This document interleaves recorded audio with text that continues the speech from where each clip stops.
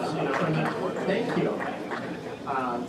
Welcome to Rotary, the Rotary Club of Madison, everyone. My name is Charles McClimans, and I'm the club president. And it's so great to see so many of you out here today on such a beautiful March day. Welcome, everyone. Today's meeting is being sponsored by Renette Maurer and Hilton Madison Monona Terrace. Renette has been a member of our Rotary Club since 2007, and she chairs our Broadway show fellowship group. She is Director of Sales for the Hilton Madison Monona Terrace. This hotel offers 240 guest rooms and 6,000 square feet of versatile meeting space, and is linked by a skywalk to the Monona Terrace Convention Center. Hilton Madison also has the Audrey Kitchen and Bar, which is open to hotel guests and Madison residents daily. I think you'll find a free appetizer coupon on your table. Thank you. Renette and Hilton Madison have also generously donated the door prize for the drawing at our Rotary Ethics Symposium since 2011. We thank them for that donation, and we thank them for sponsoring today's meeting.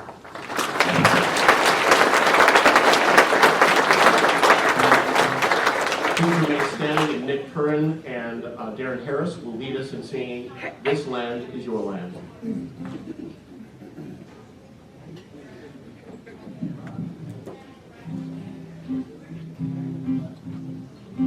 This land is your land, this land is my land, from California to the New York Island, from the Redwood Forest to the Gulf Stream waters. This land was made for you and me. As I was walking up in the highway, I saw above me an endless skyway. I saw below me a golden valley. This land was made for you and me. This land is your land, this land is my land, from California to the New York Island, from the Redwood Forest to the Gulf Stream waters. This land was made for you and me.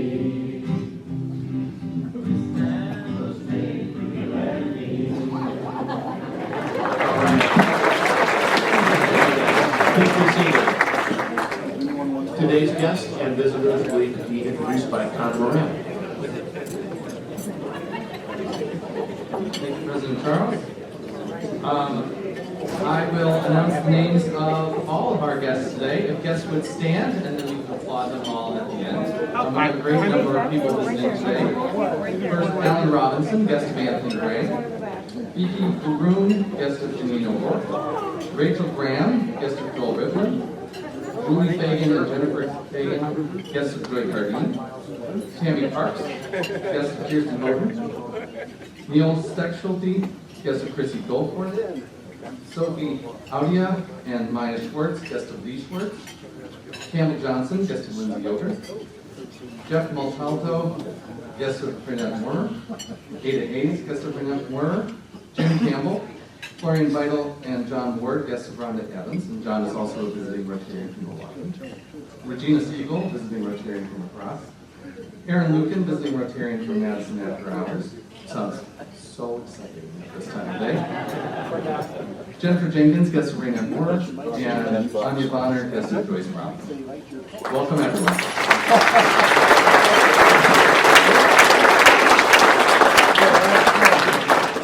Well, today we get to welcome 5 new members to the club. I love that, sharing the energy and joy of Rotary, sharing that with others is one of the best things that we can do. So it's so wonderful to welcome 5 new members. So I will introduce them, and when I introduce you, please stand along with your sponsor. Hillary Cleese is our first new member. Please stand with your sponsor, Becky Steinhoff. Hillary is a partner at Houston Design. She was born in Sioux City, Iowa, and now lives in Verona with her husband, Tom. They have 2 adult children. She earned a bachelor's degree in English and journalism from the University of Iowa in Iowa City. Hillary volunteers for the Pittsburgh Serendipity Club, Lily's Fund for Epilepsy Research, and Temple Madison. She's a member of Downtown Madison, Inc., and the Madison Chamber of Commerce, as well as the Wisconsin Technology Council. Gardening, hiking, knitting, reading, and cooking are her favorite pastimes. Would Mary Kress and her sponsors, Margaret Murphy and Bob Gregler, please stand? Mary is Executive Vice President of the Interoperability Institute. Actually, thank you. You can remain standing. I should have said that. She is the President of the Interoperability Institute, LLC. She is originally from Detroit, Michigan, and moved to Madison with her husband, Kevin, in 2021. They have 2 adult children. Mary attended Michigan State University, where she earned her bachelor's degree. She then served as a medical technologist at Wayne State University and is a PhD candidate in biomedical informatics at the University of Michigan. Mary has 40 years of experience in the health sector industry, including serving as Senior Health Informatics Advisor to the United States Department of State. She enjoys gardening, hiking, traveling, and culinary arts. And I should mention also that her daughter-in-law is Maggie Porter Press.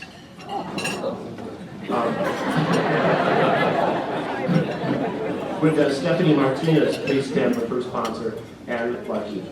Stephanie is founder and CEO of Convene Global, a strategic business events consulting business.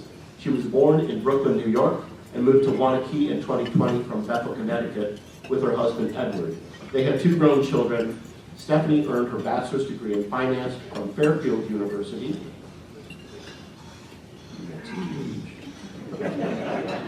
She is a member of Temple Madison, the Professional Convention Management Association, and Meeting Professionals International. Traveling, culinary arts, walking, and reading are among her favorite pastimes. Please remain standing, and I'll introduce Cedric Cage. Please stand along with your sponsor, Corey Mariano. Cedric is a sales manager for Electrotech, Inc. He was born in New Orleans and now makes his home in Sun Prairie. He has 3 adult children. Cedric holds a bachelor's degree from the UW-Madison and a master's degree in project management from St. Mary's University. He also holds certificates in industrial automation and IT software quality automation from Madison College. He is a member of the Black Men Coalition of Dane County and serves on the board of the Boys and Girls Club of Dane County. Cedric is also a member of the Global Project Managerial Management Institute. He enjoys volunteering, attending church, and producing shows for the Sun Prairie Media Center. And would please stay standing, and would Brian Woodhouse and his sponsor, Tammy Thayer, please stand. Brian is Vice President of Development for the Madison College Foundation. He is a native Madisonian, and he and his wife, Jana, live in Fitchburg. They have 2 children. Brian earned a bachelor's degree from UW-Oshkosh and an MBA degree from Concordia University. He is the recipient of the Innovation of the Year Award at Madison College and the League for Innovation in Community Colleges 2018 and 2020. Brian also received the Employee of the Year, the Duct Tape Award, at Madison College last year. Brian volunteers many hours coaching youth football and baseball, and he enjoys outdoor activities such as hunting, fishing, snowmobiling, and skiing. I'd like to tell our new members before you receive your pin that the only thing that you need to gain access to over 37,000 clubs worldwide is your Rotary pin. So let's please welcome our new members.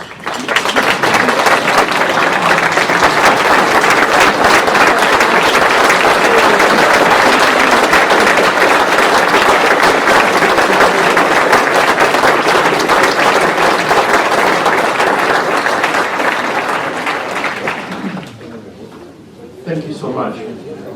Today's moment of gratitude is going to be provided by past President Melanie Ramey. You may hear from Melanie also because she also, for the past several years, has been calling people and giving you the opportunity to sponsor our meeting. Melanie. Thank you very much. I think I was born to be a Rotarian. My parents both had unique upbringings, and as such, when they became parents, they were clueless. They did not know you were supposed to make up rules and regulations for kids. And so, as a result, I grew up as a free-range child. And here I am, in the 8th decade of my life, a free-range adult with wheels. Although we didn't have any rules, there were 3 principles that our parents taught us. And the first principle was, keep busy. do something. Go outside, ride your bicycle. Go over to the schoolyard and get a game of softball. Read a book, paint a picture. Go outside, see if your dad needs some help in the garden. Do something. Don't sit around and let the moss grow over you. The second thing was ask questions. If a teacher says something in school, you don't understand it, raise your hand, ask questions. If you get lost, ask questions. Don't be afraid. Because as my father said, after all, they can't eat you. And so I grew up with no fear of cannibals either. And then my mother said, the most important thing is to brighten the corner wherever you are. Whatever you're doing, wherever you are, always try to make it just a little bit better. So let's fast forward a few years to 34 years ago. 34 years ago, I was asked to be the speaker at this club. So I came and I gave my speech and I listened to the reports and people clapped and I went home. And then about 2 or 3 weeks later, one of the members called up and said, Melanie, would you like to become a member of Rotary? And I said, well, what do I have to do? And so we talked a little bit about it. And he said, well, I'll get another person and we'll submit your application. Now, some of you who have become members in recent years don't know that 34 years ago, it was a big deal trying to get to be a member. So after a few months passed, I decided, well, that speech must not have been so great after all. And, they weren't going to take me in. But anyhow, finally they did say that I could become a member. So I became a member. And the first day, of course, I was on the button box, worked on the button box.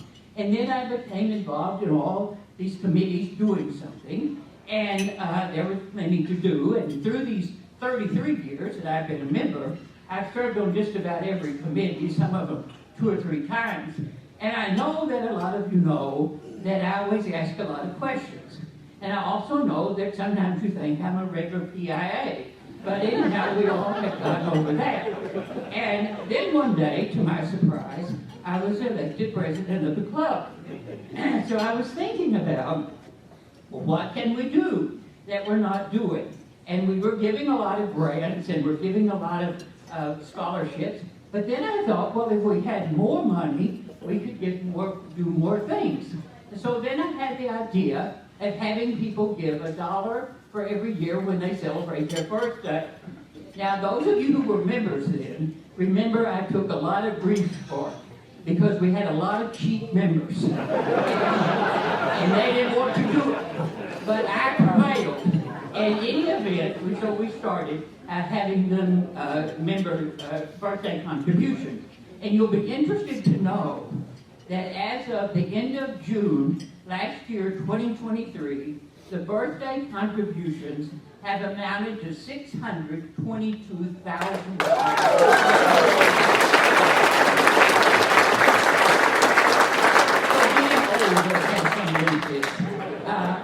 And then the year I was president, I was also doing some work with a group of young people, and it seemed to me that they were having a lot of problems making decisions and understanding about how to make good decisions. Maybe they were afraid of cannibals, I don't know. But in any event, I thought, well, is there something we can do that will help them have a way to make decisions? And so I had the idea about having the ethics symposium. And so I've been very grateful that all of you have become members and worked on the ethics symposium. And it has now really become like an institution in the community, and I'm very grateful for that. And so I think that overall, all of these things, though, that I've been most grateful for the friendships of those of you here that I've become friends with through the years. Because we all know that life is simply a system of hills and valleys. And there's nothing like a good Rotary friend when you're in the valley.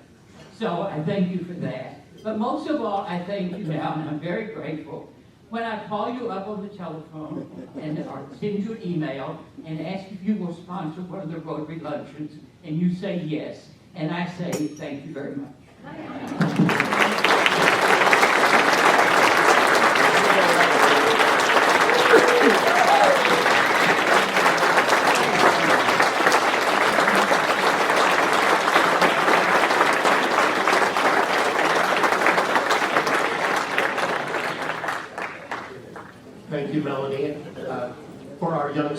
who are here today, I'm going to challenge them to look up PIA in the dictionary. With that, Laura Peck is here, and she's going to introduce from our Youth Awards Committee, and she's going to come forward and introduce to us this year's top spellers. Thank you, President Charles. As President Charles said, I'm Laura Peck. I'm a member of the Youth Awards Committee, and I get the opportunity to introduce some very special guests today. We've got a long-standing tradition of honoring the top 10 spellers in the All-City Spelling Bee, a tradition that has been around since the 1960s. We're happy to continue that tradition today by recognizing some outstanding students who are scattered throughout the room. The annual Spelling Bee is sponsored by the Wisconsin State Journal. This year's All-City Spelling Bee was held on February 17th at Madison College. 38 students participated in a 3-hour competition. They were asked to spell words like chemise, crustaceans, piccata, and menudo was the word that won the championship this year. I challenge you to all of that. This year's Spelling Bee coordinator is Jane McMahon. We thank her for her work behind the scenes in organizing this year's event. Now let's meet our top 10 spellers. They should all be very proud of their achievements and their excellent spelling abilities.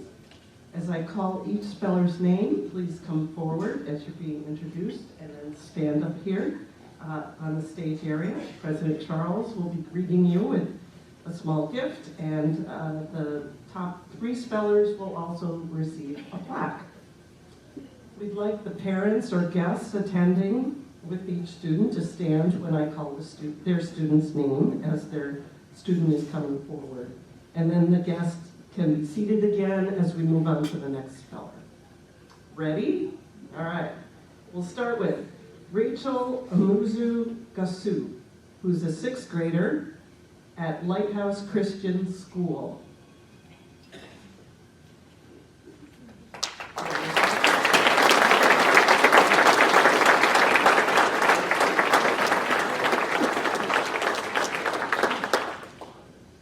Thank you. Omar Nazir is our next speller, a 3rd grader at Medina Academy of Madison.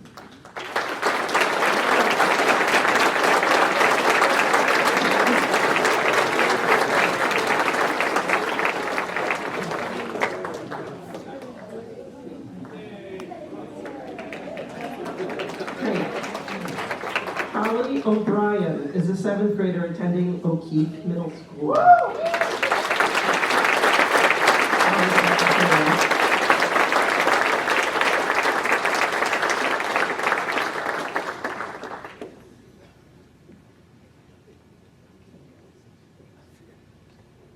Great, congratulations. Pratam Sangavi is a 5th grader at Olson Elementary. I'm not sure if he made it today.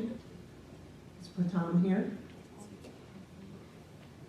No. So we will congratulate him later. Catherine Moore is an 8th grader from Spring Harbor Middle School. And she took 3rd place this year.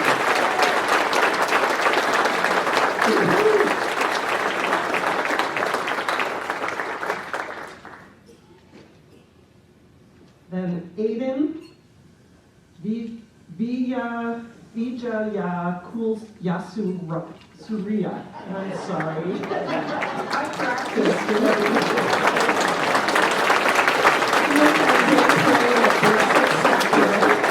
He was the winner last year. He was runner-up this year. Apologies, Aiden. And the winner at this year's Spelling Bee was Vincent Batista, who's an 8th grader at St. Maria Grand School.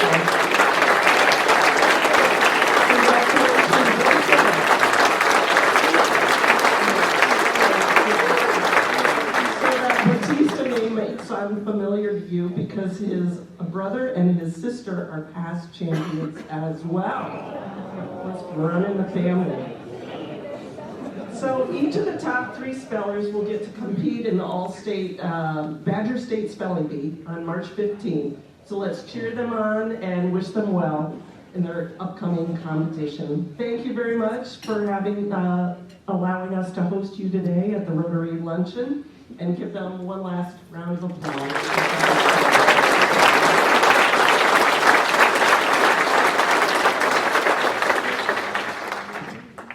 Janine O'Rourke is one of our Rotary Scholar mentors. She has an announcement for us. Janine?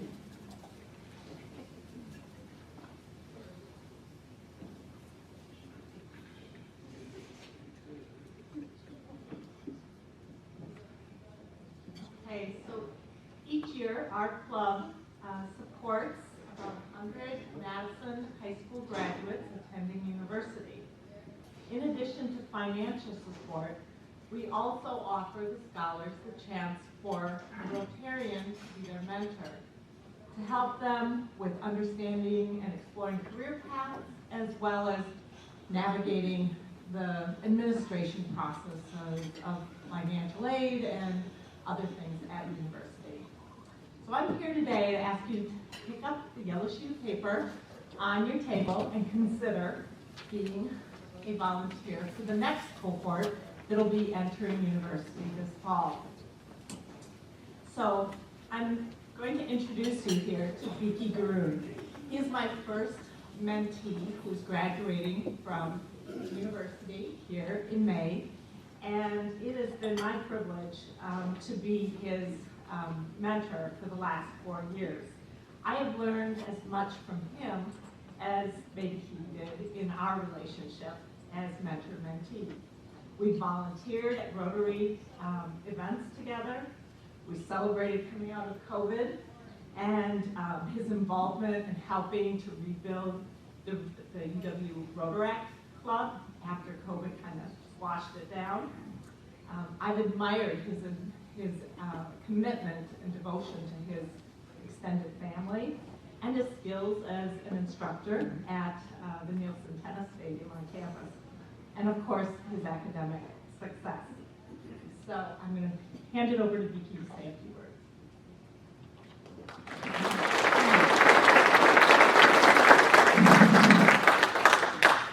Good afternoon, everyone. Like you said, my name is Vicky Garoon, and I am from Madison, Wisconsin, but I was born in Nepal.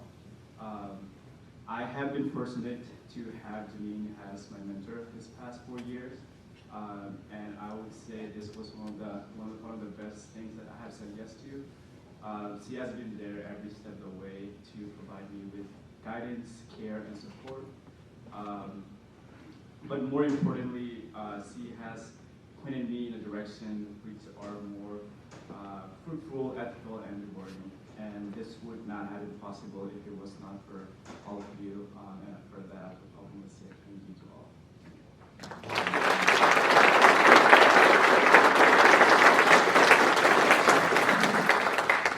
Thank you so much. We have one birthday to celebrate today. Paul Carter shares this from Mark Twain. The older I get, the more clearly I remember things that never happened. So, let's wish Paul a happy birthday.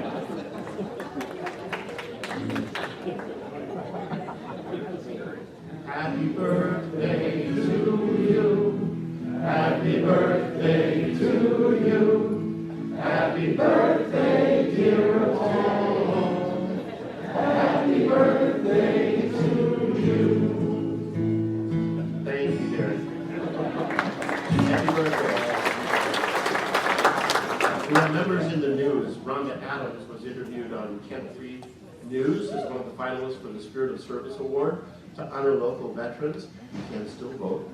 Ellen Carlson and Rhonda Adams were both quoted in an article in the Cap Times on Dane County food pantries experiencing record high volume. Ty Gardner-Mitchell was pictured and quoted in the Milwaukee Journal Sentinel. Refugee chefs share stories. Christy Goforth was quoted in Madison 365 about the Bikes for Kids Wisconsin, looking for gently used bikes to give away. Jason Nilstrup was quoted in the Cap Times titled Renaissance on Regent Street. Also, he served as a judge in Business Magazine's 40 Under 40. Joe Lanus, excuse me, was quoted in a Wisconsin State Journal article about Tiempo Libre, Rhapsody in Blue, being featured in this year's Concerts on the Square. Oscar Mireles was quoted in Cap Times about Black History Month gives Madison artists of color their own spaces at Loud Gallery. Renee Moe was quoted in the State Journal about 16.8 million raised for the United Way. Congratulations, Renee. And Captain Charles Tubbs, Director Tubbs now, has been appointed to the FEMA Preliminary Damage Assessment Subcommittee for a 2-year term. He was also featured as one of the newest members of the Law Enforcement Leaders to Reduce Crime and Incarceration Group. So congratulations to all of us.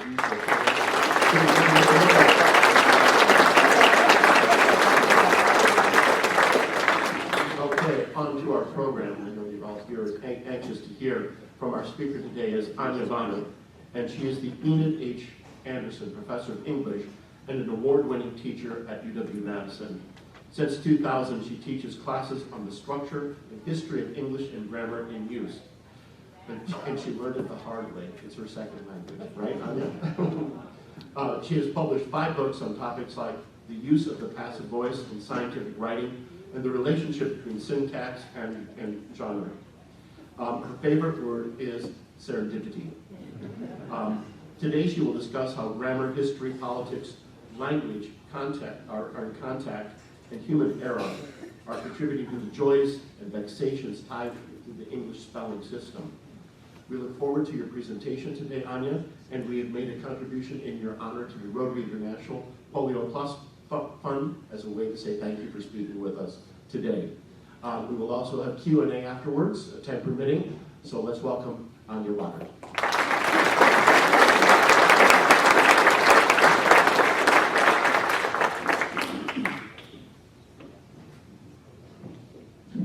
Thank you. You can hear me? Thank you so much. Thank you for inviting me. Any opportunity to talk about spelling and grammar. You know, it's a beautiful day. And thank you for the kind introduction. Yes, you heard that right, and you hear it right now. I'm not a native speaker of English. How did I end up an English professor at a famous institution highly ranked in the world? Well, I really love the English language. That's also what I said in my visa interview. And so I just want to add, I grew up, I'm a first generation student. I grew up in a tiny village in Germany, more cows than people, that kind of village. And girls did not go to college where I grew up, so things came together in a marvelous way. I had wonderful mentors, and so I'm just so thrilled that you mentor young people and tell them they're good at what they do and they should just keep going, because that is so important that somebody does that. I would never have gone to college if I had had those mentors. And somehow I also made it across an ocean, and I ended up at a world-class university, and I would just say, I'm not afraid of cannibals. With that, let's get going. And my first slide just honors our top spellers again, because these are young people who showed a lot of dedication. You cannot excel at English spelling without spending quite a bit of time on it. And so I couldn't be more thrilled, and so more power to you and to all the English majors in the room. I heard that at least one of your new members is an English major, so we know who we are, right? Before I get started, just a couple of preliminaries. I'm a linguist. So I study the English language from a scientific angle. I don't teach anyone English. I don't teach anyone grammar. I don't teach anyone spelling. I just teach about English. And so some preliminaries just so that you understand where I'm coming from.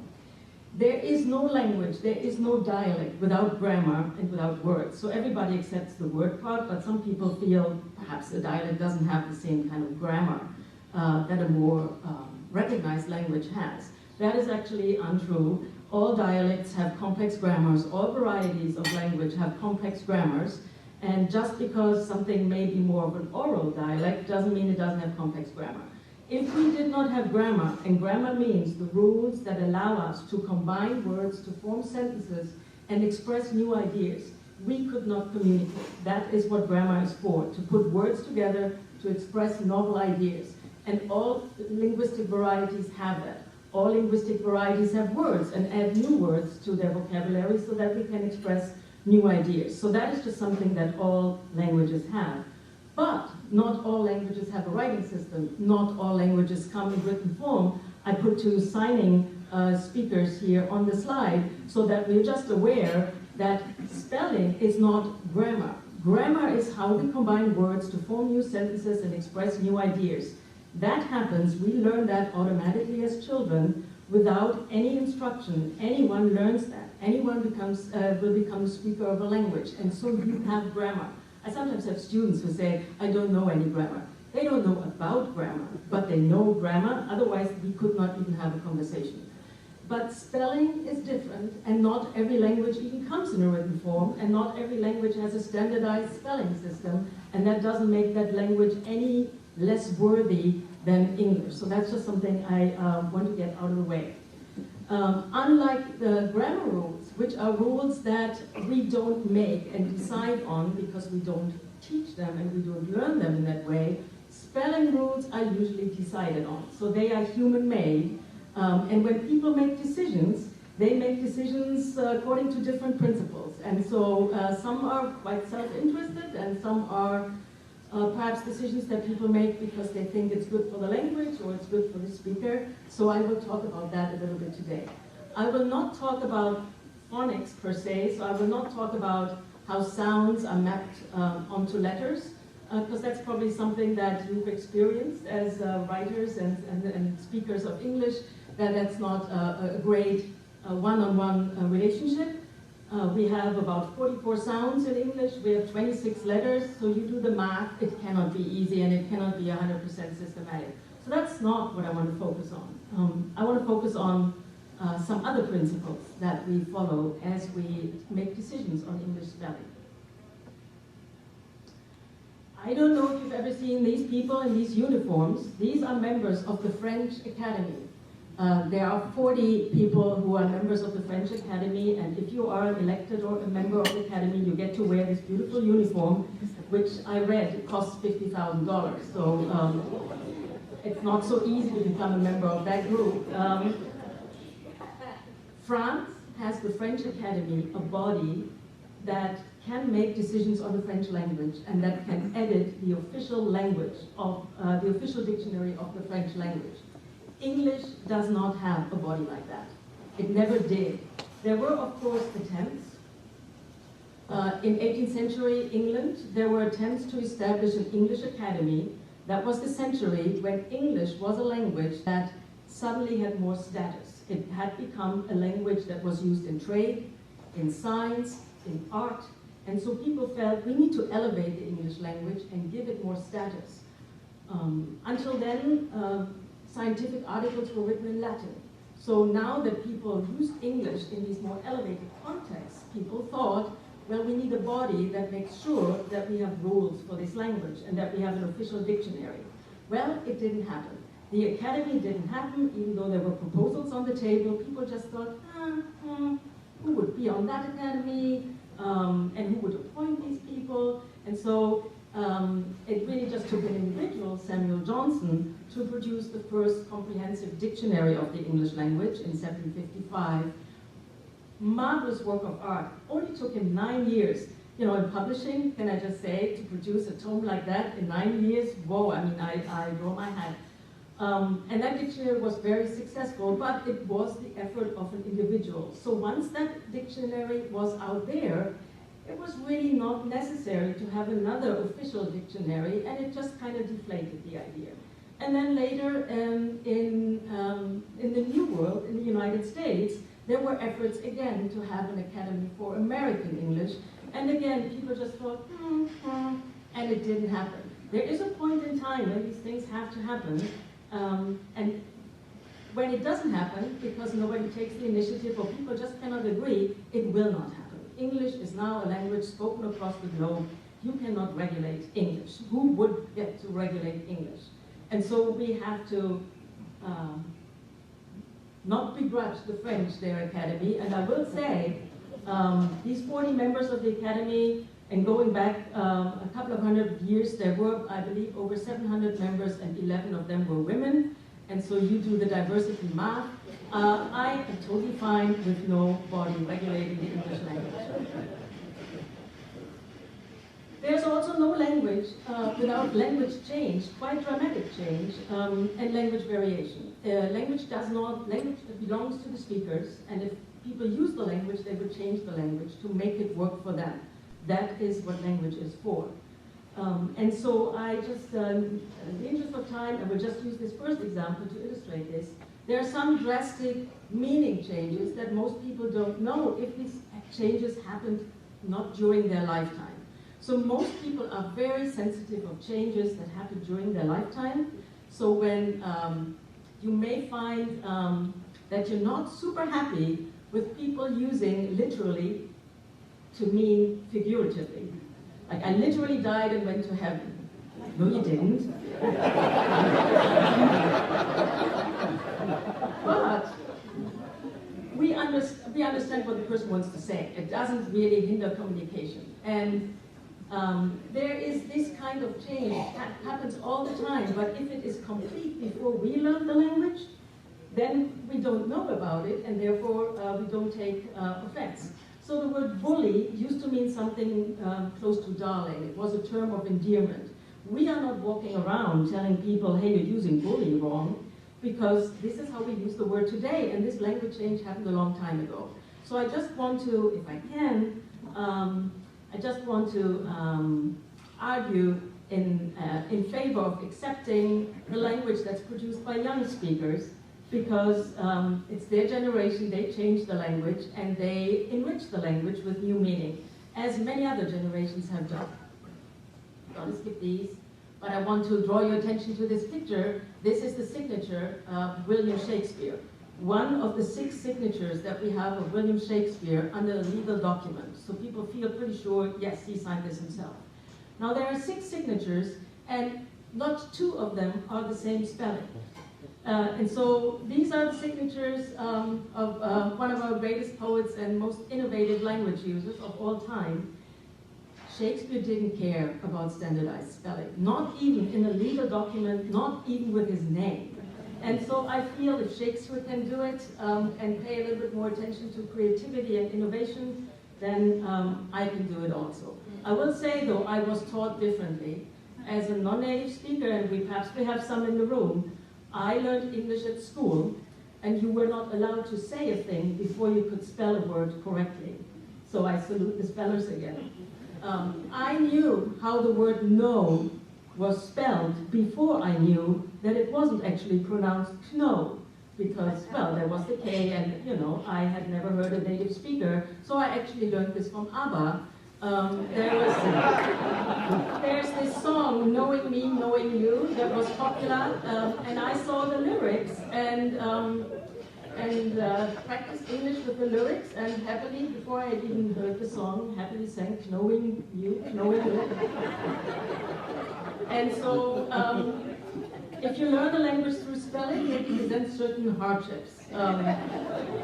And when I met my first native speakers, when I was immersed in an English-speaking context for the first time, I shared it with my table earlier, it was during a school exchange with Scotland.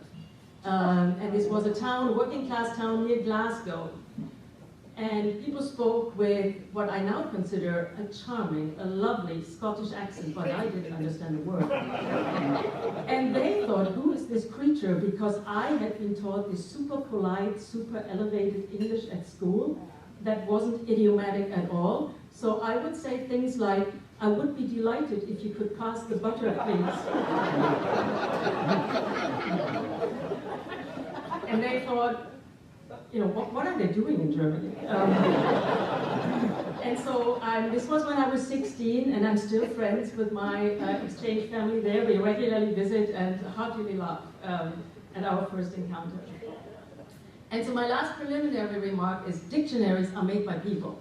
They don't fall from the sky with all the facts right.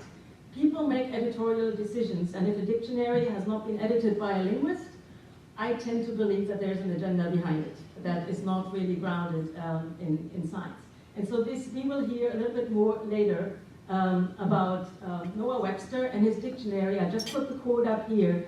When he created the American Dictionary of the English language, he said, our honor, notice the spelling, our honor requires us to have a system of our own.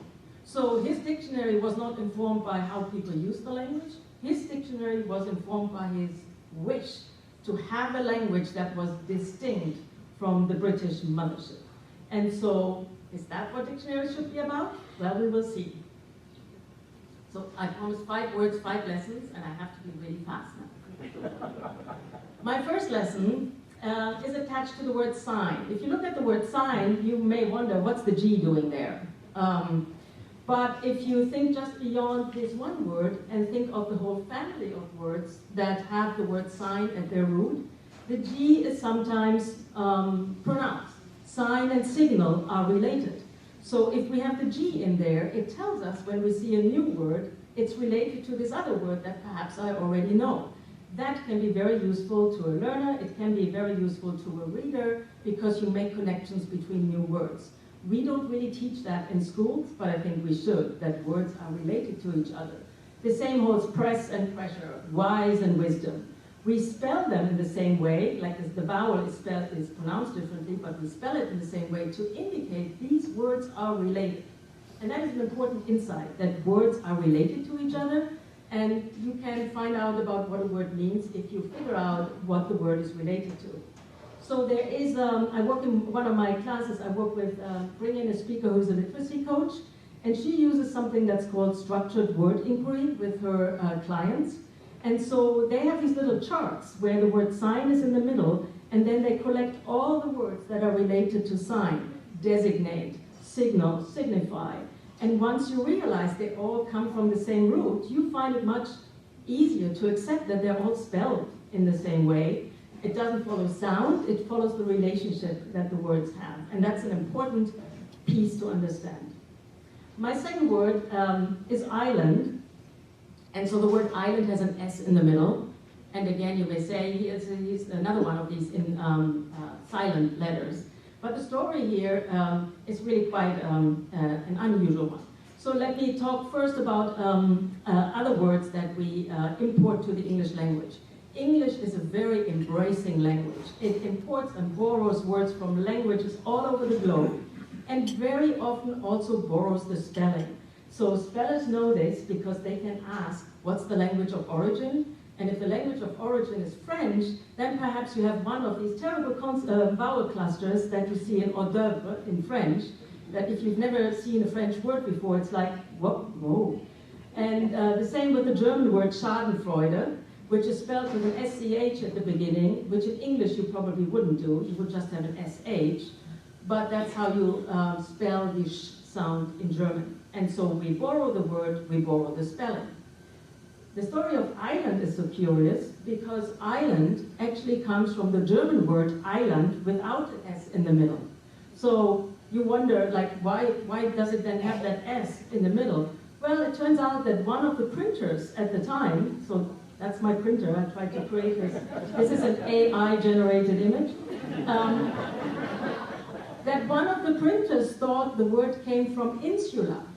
And so in the manuscript that he said to print, he thought that people had spelled it incorrectly. They had spelled island without the S, and he thought, but it comes from insula, so let's put in an S. And now in print, we have island with an S. Now, island never came from insula. There should never have been an S, but once it's in print, many people were exposed to it. So when you have only manuscripts, you don't have as many readers. When you have print, you have many readers, and when many readers see it with an S, they're going to spell it with an S. We're still spelling it with an S, and it never came from insula in the first place. So my third word is the word name, where we have one of those silent E's at the end. And so with this one, I want to introduce the idea of timing matters. So English underwent a massive sound change through contact with French between 1500 and 1700. Words changed their pronunciation because people were in contact with French, and so different sounds influenced each other.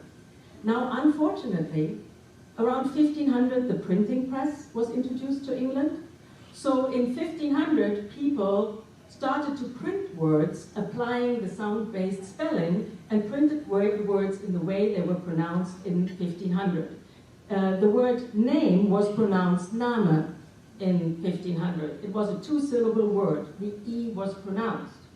And so Name, which is actually how you still say it in German, so Name was how it was spelled. And then the pronunciation changed and the word became name. But again, the effect of printing, the timing and the sound change, the effect of printing was that it had already been in circulation in print in the NAME spelling, which really captured the two-syllable spelling. And that's what we still see today. Many, many words in English changed their pronunciation in a systematic way right after the printing press was introduced. So we captured how they were pronounced in 1500, and we still do. So the word ride was pronounced Riede. That's why it has the E at the end. The word geese was pronounced Gese. That's why it has the E at the end. So you could either say, well, that's horrible, we're stuck with these historical pronunciations and they don't make sense today. Or you could say, how beautiful is that? Modern spelling gives me an insight into how people pronounce these words in 1500. I strongly recommend the second route. It will make you much happier. Because you will not change the spelling, and so if you find beauty in it, and if you find value in it, then you can celebrate it, rather than say, this is something that my daughter was exposed to. She was taught there's a bossy E that kind of pushes the R to an A pronunciation. I said, bossy E? What the heck is that? And so we don't want these arbitrary rules. Understanding about why things happened and seeing the influence of history and the sequencing of events and seeing the impact of language change and language contact, I think that's a beautiful thing. But I'm a linguist, but I invite you to consider that a beautiful thing. Lesson 4, meaning matters. So this is the word to. Now the word to is one of the homophones that English is known for. Homophones are words that sound the same but are spelled differently. So words like to, there and there, it's and its, and many people, it just drives them crazy when people misspell one of these words because shouldn't it be clear if it's it is, there's an apostrophe, that's a simple rule. But somebody might say, well, why do we spell these words differently in the first place? They all sound the same. Apparently there's value in spelling them differently in the first place, even if they all sound the same. And if you look at these words, these are all high frequency words that you see a lot in a text. And there is value as you read to the fluent reader to see what the word means, even as you just skim the text. There's value in seeing a TWO versus a TOO. You capture the meaning of the sentence much more easily, especially with these little high-frequency words. So there's value in meaning and in reading and in decoding, and we lose something in the systematic patterning of sound and letters. But it seems that we value that extra value, and that's why these stick around. So meaning matters. To be able to extract meaning faster from a text is something that we, especially as fluent readers who only skim a text, that we absolutely value. We know from reading studies where people read and they wear these eye trackers, we know that when people read, you don't read word by word by word. There's kind of like a jumping around, a little bit of a skimming. And if you land on one of these words, the spelling will tell you about the structure of the sentence. If to is an infinitive marker, like to go, to where, the structure of the sentence will be different than if it is a number. And so, again, I would say we gain something from this rather than bemoan it. Let's celebrate that we also value meaning in spelling. Meaning seems to be a pretty big thing in language, so that's value. And then, lastly, it's the word machine. In an interesting spelling, right? Machine. And that brings us back to our friend Noah Webster. Now, Webster was a school teacher and also had ideas for an English dictionary, which he ultimately published in 1828. And he lobbied for a change in spelling for many words. He said he lobbied for it so that American English would have its own identity. As you can see from this quote, we saw it before, our honor requires us to have a system of our own. And so he didn't say necessarily we should simplify spelling so that students can read words faster, although that he was a school teacher, so that was part of the thought. But he also was a businessman.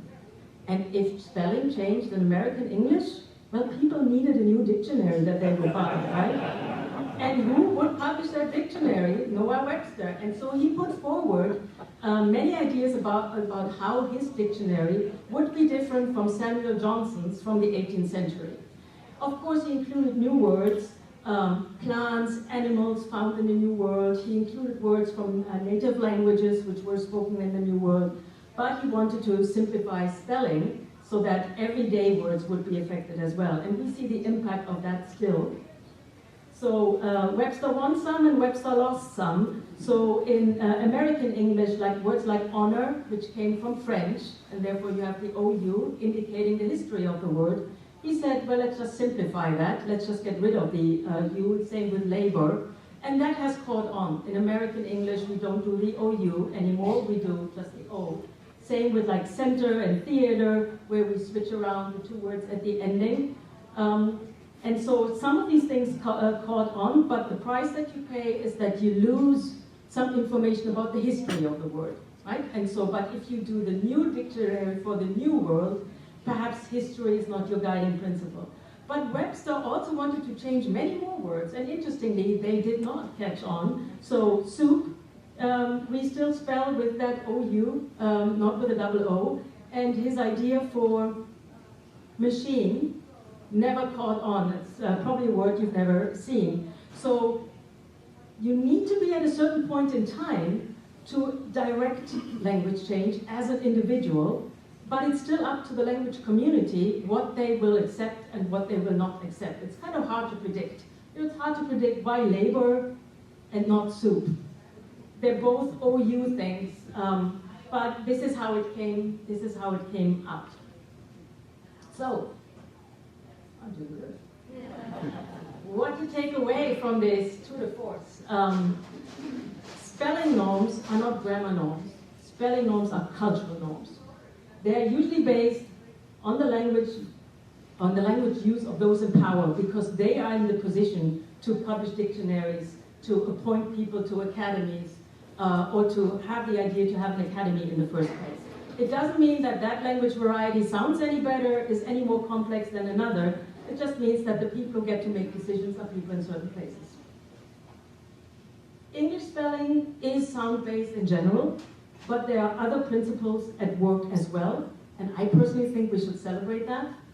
So we talked about morphology, reflecting in spelling that words are part of a word family.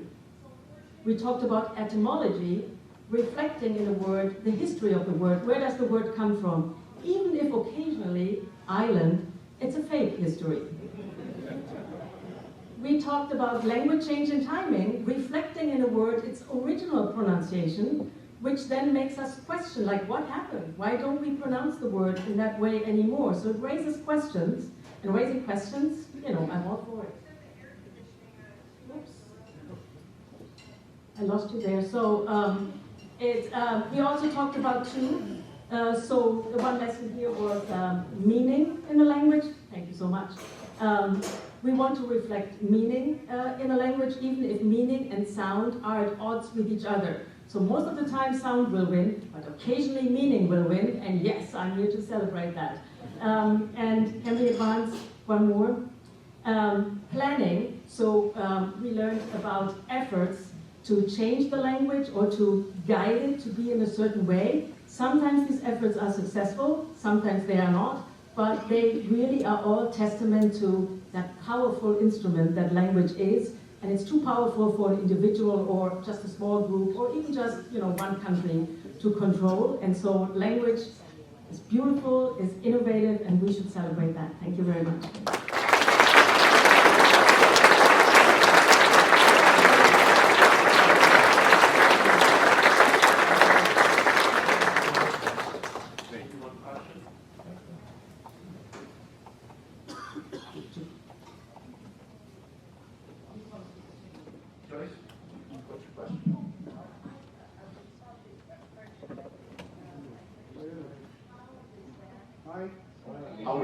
I'll repeat it.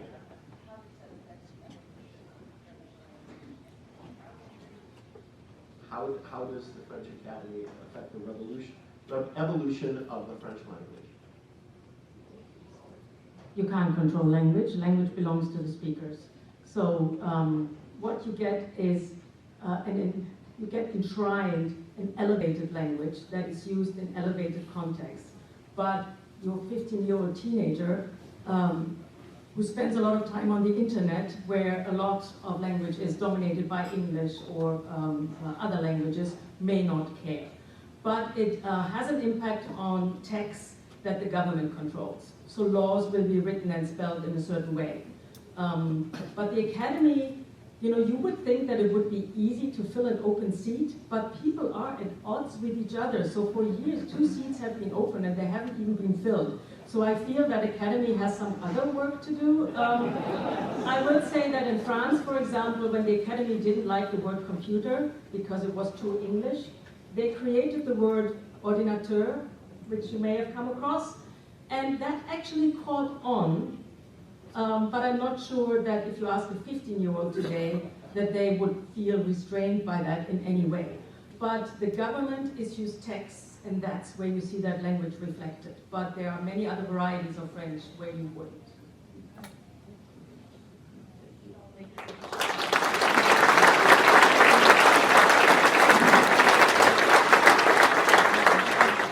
Thank you so much, Anja. That's very fascinating, and we are honored, without the you, to have you here today. How many of you use the Urban Dictionary? I use it a lot after talking with Gen Z. If you haven't used the Urban Dictionary, before it gets into Webster's, it usually hits the Urban Dictionary first. So, quite interesting. I would ask that our spellers come up to the stage afterwards. We're going to have a photo, so if you would all please come up to the stage after the meeting. And I invite you to come back next week when we'll hear from Scott Mosley and Ben Camp, who will talk about the startup climate and how to nurture the next generation of entrepreneurs. So please come back and join us next week. With that, please stand, and we will recite the 4-way test of the things we think, say, and do as Rotarians. Is it the truth? Is it fair to all concerned? Will it build goodwill and better friendships? Will it be beneficial to all concerned? We are adjourned.